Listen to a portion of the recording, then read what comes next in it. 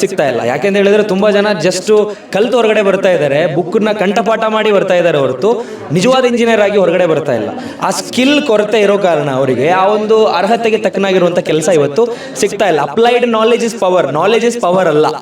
So ಅದರಲ್ಲಿ ವೇದಗಳ ಬಗ್ಗೆ ಮಾತಾಡೋದಾದ್ರೆ ವಿದ್ಯಾ ದದಾತಿ ವಿನಯ ದದಾತಿ ಪಾತ್ರತಂ ಪಾತ್ರತೋ ದ್ರೌಪ್ನೋತಿ ಧನಾಧರ್ಮಂ ತತಸ್ತುಕಂ ಅಂತ ಇದೆ. ಸೊ ಇದರ ಅರ್ಥ ಏನಂತ ಹೇಳಿದ್ರೆ ನಾವು ಕಲ್ತಿರುವಂತ ವಿದ್ಯೆಯನ್ನ ಅಪ್ಲೈ ಮಾಡೋದಾಗಿರುತ್ತೆ ನಿಜವಾದ ಪವರ್. ತುಂಬಾ ಜನ ಕಲ್ತು ಬರ್ತಾರೆ ಬಟ್ ಅದನ್ನ ಅಪ್ಲೈ ಮಾಡಲ್ಲ.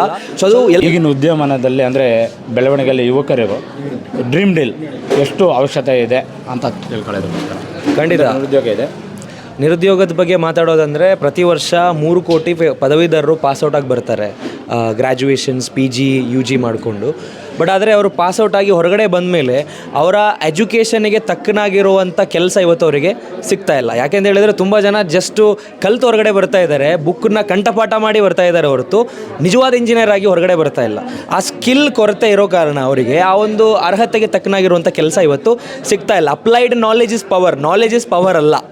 ಸೊ ಅದರಲ್ಲಿ ವೇದಗಳ ಬಗ್ಗೆ ಮಾತಾಡೋದಾದರೆ ವಿದ್ಯಾ ದದಾತಿ ವಿನಯ ದದಾತಿ ಪಾತ್ರತಂ ಪಾತ್ರತೋ ದ್ರೌಪ್ನೋತಿ ಧನಾಧರ್ಮಂ ತತಸ್ತುಕಂ ಅಂತ ಇದೆ. ಸೊ ಇದರ ಅರ್ಥ ಏನಂತ ಹೇಳಿದ್ರೆ ನಾವು ಕಲ್ತಿರುವಂಥ ವಿದ್ಯೆಯನ್ನು ಅಪ್ಲೈ ಮಾಡೋದಾಗಿರುತ್ತೆ ನಿಜವಾದ ಪವರ್. ತುಂಬ ಜನ ಕಲ್ತು ಬರ್ತಾರೆ ಬಟ್ ಅದನ್ನು ಅಪ್ಲೈ ಮಾಡಲ್ಲ.